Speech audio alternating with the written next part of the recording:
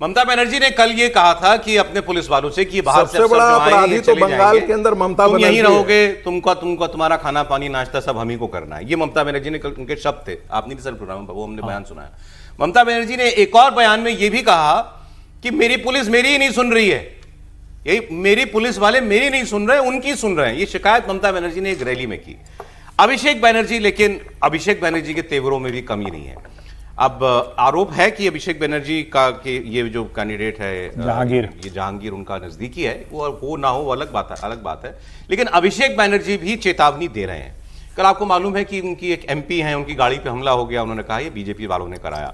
उस इलाके में वो तुरंत पहुंचे, वहां उनको जाना नहीं था, वहां वो तुरंत गए, हॉस्पिटल में गए जहां वो एमपी भर्ती हो गई थी, उनसे मिले, फिर उन्होंने उनका जो ट्रेडमार्क स्टाइल है गाड़ी की छत पे खड़े होकर के फिर वहां कुछ लोगों से बात की, और वहां उन्होंने कहा कि 4 तारीख को मैं देखूंगा 12 बजे के बाद रात में, मैं देखूंगा किस जल्लाद में कितनी ताकत है और किसका दिल्ली का बाप किसको बचाने के लिए आता है। আমরা গতবারও আরামবাগ হেরেছিলাম, গোঘাট হেরেছিলাম, খানাকুল হেরেছিলাম, পুরসুরা হেরেছিলাম, কিন্তু উদারতা পার পেয়ে গেছিলে। এবার আমি নিজে দায়িত্বে থাকব। 4 তারিখ 12টার পরে কোন জল্লাদের কত ক্ষমতা আর কার দিল্লির বাবা কাকে বাঁচাতে আসে আমি 4 তারিখ দেখব। और अब अमित शाह की बात सुनिए। अमित शाह जी ने कल बड़ा क्लियर कट कह दिया, 60 दिन 4 मई के बाद 60 दिन तक रहेगी हमारी सेंट्रल पुलिस बंगाल के अंदर, किसी को डरने की जरूरत नहीं। वो बयान भी देख लीजिए। 29 तारीख को बेखौफ होकर मत डालने चाहिए।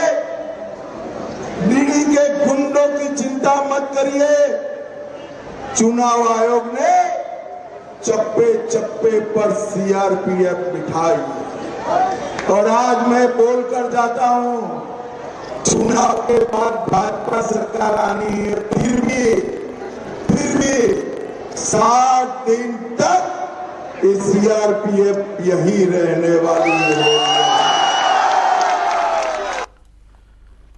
सर, एक 4 मई की चेतावनी दे रहे हैं, अमित शाह जी कह रहे हैं 60 दिन सीआरपी रहेगी। मेरे हिसाब से मिनिस्टर के तौर पर उनको कहना चाहिए कि 60 दिन रहेगी, उसमें कोई मुझे नहीं, मैं तो कह रहा हूँ कि पोस्ट पोल वायलेंस की वहां पर जो हिस्ट्री है उसमें होम मिनिस्टर उसको रखे, और ये जिम्मेदारी है सरकार की कि कोई भी सरकार रहे वहां पर पोस्ट पोल वायलेंस ना हो, और ये भरोसा वोटर को 29 तारीख को भी रहेगा कि भाई कोई गड़बड़ नहीं होगी। इसमें कोई बुरी बात नहीं ना, इसमें क्या है। होम मिनिस्टर अगर ये बात कह रहे हैं ये उनकी जिम्मेदारी है। मैं तो इस बात के लिए बार बार कह रहा हूं कि कानून व्यवस्था बनाए रखी जाए, लेकिन कैसे कानून व्यवस्था बनाए रखनी जानी है इस पर भी तो अभिषेक बनर्जी का बयान, अभिषेक बनर्जी का बयान भी ठीक नहीं है, अभिषेक बनर्जी का बयान भी ठीक नहीं है।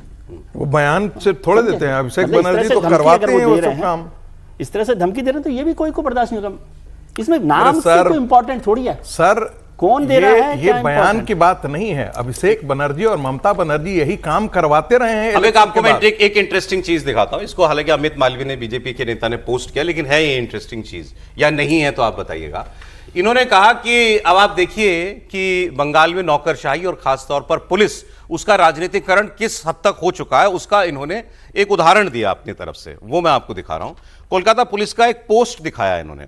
उस कोलकाता के पुलिस की पोस्ट में क्या लिखा है कि हमने अपने एक पुलिस कर्मी को सस्पेंड कर दिया है क्योंकि उसने सोशल मीडिया पर कोई पोस्ट किया था। पहला पैराग्राफ में ये लिखा है। फिर आगे के पैराग्राफ में कोलकाता पुलिस के ऑफिशियल एक्स हैंडल से पोस्टेड बयान है ये। उसके बाद उसमें लिखा है कि हम अपने सारे पुलिस वालों को ये निर्देश देते हैं, अपने कोलकाता पुलिस के सारे पुलिस कर्मियों को ये निर्देश देते हैं कि आपको इस चुनाव में न्यूट्रल रहना है। ये कोलकाता पुलिस पोस्ट करके बता रही है अपने पुलिस वालों को कि आपको न्यूट्रल रहना है, निष्पक्ष रहना है। इसका मतलब पहले वो ममता के लिए काम करती थी। ये पोस्ट पे है, मैं ढूंढ के एग्जैक्ट वर्ड बताता हूँ। समीर जी देखिए, एक खबर तो ये भी है कि जो बंगाल के डीजीपी है सिद्धनाथ, उनका कार्यकाल बढ़ा दिया गया 6 महीने के लिए। 6 महीने के लिए डीजीपी का कार्यकाल 6 महीने के लिए बढ़ा दिया गया। 30 अप्रैल को रिटायरमेंट था। 6 महीने का उनको एक्सटेंशन मिल गया है चुनाव के बीच में। देखिए, मुझे लगता है कि पुलिस को निष्पक्ष तो कहना, मुझे लगता है किसी राज्य की पुलिस निष्पक्ष नहीं होती। जहां पर लंबे समय तक किसी की सरकार होती है, पुलिस उसी के हिसाब से काम करती है, और उसी के हिसाब से नहीं। किसी क्षेत्र में कोई अगर विधायक और सांसद कोई दबंग है, लंबे समय से उसका दबदबा है, तो पुलिस उसके हिसाब से करती है। सिर्फ बंगाल की बात नहीं है, हिंदुस्तान का किसी भी राज्य में देखो जहां लंबे समय तक जिसकी सरकार रहेगी, पुलिस उन्हीं अधिकारियों के हिसाब से करती है। पुलिस वालों को भी तो मलाईदार पोस्टिंग चाहिए। उनको भी लगता है कि भैया हम नेताओं के सुनेंगे तो मलाईदार पोस्टिंग हमको मिलेगी, अच्छी जगह एसपी बनेंगे, डीएसपी बनेंगे, अच्छी जगह पोस्टिंग मिलेगी कमाई की। तो पुलिस वाले खुद इतने मलाई की पोस्टिंग में पड़ते हैं कि वो उस नेताओं के साथ मिलकर चलते हैं। ये देखिए, मैं पढ़ दूं, अगर बात करें तो मुझे लगता है कि कोलकाता पुलिस का पोस्ट है कल, ये 27 तारीख का पोस्ट है, मतलब कल का 12:44 का। One police personnel of Kolkata police has been placed under suspension pending inquiry into his conduct on social media. All police personnel have been directed to strictly refrain from posting, sharing or endorsing any content on social media.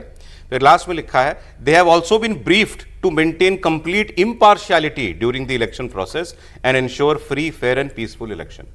Kolkata police को यह बताना पड़ रहा है अपने लोगों को कि आप निष्पक्ष रहेंगे और फ्री फेयर इलेक्शन करवाएंगे। ये पुलिस को बताना पड़ रहा है। जी, क्यों बताना पड़ रहा है? इसलिए बताना पड़ रहा है कि कलकत्ता पुलिस नहीं, पूरी बंगाल पुलिस और टीएमसी दोनों एक है। इसीलिए बताना पड़ रहा है कि उनको पता है, पुलिस कमिश्नर को, कि बंगाल के अंदर पुलिस वाले क्या करते हैं। उनको पता है कि टीएमसी के लिए बंगाल की पुलिस जो है वो बूथ पर उनके लिए वोटिंग की को छापा वोटिंग की सुविधा मुहैया कराती है। उनको पता है कि बंगाल के अंदर फ्री एंड फेयर इलेक्शन नहीं होता है।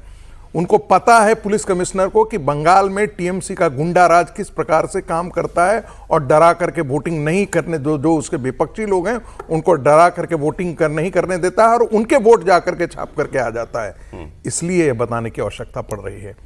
मुझे लगता है कि जो अमित मालवीय ने जो पोस्ट किया है वो बिल्कुल दुरुस्त पोस्ट है, और इसका सीधा साधा एक ही अर्थ है कि पूरी की पूरी बंगाल पुलिस का राजनीतिकरण हो चुका है, उससे निकलने की आवश्यकता है। एक क्विक कमेंट सर। नहीं, मैं थोड़ा सा विजय जी का गुस्सा आज मैं मानता हूं कि ठीक नहीं है, और पुलिस वाला अगर कानून व्यवस्था बनाए रखने के लिए हो, उस पर आप इतना नाराज हो रहे हैं तो ये समझ में ना आने वाली बात है। वो भी तब जब आप जानते हैं कि बंगाल में पिछले कुछ समय से क्या हो रहा है। वहां पुलिस वाला किसी की आरती करने तो जाएगा नहीं। और मैंने जब अपनी टिप्पणी की शुरुआत की थी तो कहा था सामान्य स्थितियों में ऐसा पुलिस नहीं दिखना चाहिए, लेकिन वहां तो मस्ट है ना। और पोस्ट पोल वायलेंस तो तब संभाल पाएंगे ना जब ये गुंडे, अपराधी, हिंसा, हत्या करने वाले पोल के वक्त कुछ गड़बड़ ना करें, और पोल के वक्त गड़बड़ न करें। उसके लिए उसके पहले ये जो ऑब्जर्वर भेजे गए हैं उनको काम करना पड़ेगा। तो मतलब मुझे लगता है कि ये वाला गुस्सा काम करने के लिए वहां दिखाना, रील बनाने के लिए मैं गुस्सा। अरे सर, ये आपको रील लग रही है ना, रील उसने थोड़े बनाया। लेकिन अगर मैसेजिंग है, ये कोई घर जा सकते हैं। ये आप हैरान कर रहे हैं मुझे कि पुलिस को पता सर, नहीं। फिर मैं तो सचमुच हैरान हूं सर। आप तो सारी जगह रहे हैं। मैं फिर याद दिलाता हूं, आप तो सब जगह रहे हैं। पाल शर्मा को मैं जानता हूं, वो बहुत पावरफुल और ठीक बात है, लेकिन मैं कह रहा हूं, जब मैं एक लाइन एक उदाहरण देता हूं। विजय जी जब देश भर में दिल्ली से जाते हैं तो जानकारी तो इनको भी सब रहती है। वहां के लोकल जो रिपोर्टर रहता है, जो रहता होगा, उससे पूछते होंगे ना, भैया फलाना जगह कहाँ है, नाम पता सबका रहता है सर। नहीं, मैं कह रहा हूं वो ऑफिसर, ब्रेक लेना पड़ेगा, उसको क्या पता बंगाल में कहाँ रहता है।